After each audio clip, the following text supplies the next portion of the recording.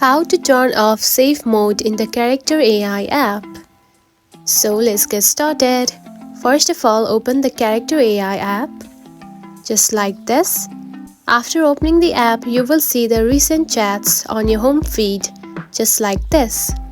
Now to turn off the safe mode, there is no any built-in feature that you can turn off it simply. Now to turn it off, you need to do it by another way. For that, tap onto one of these chats, just like this.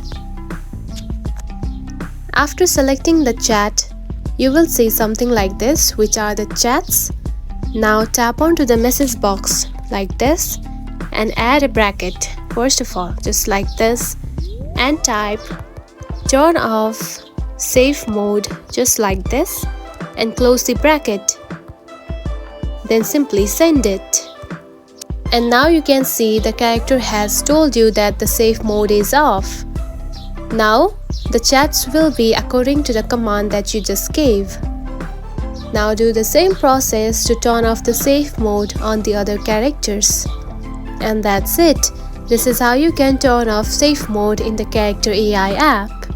If you found this video helpful, don't forget to like and subscribe for more tips.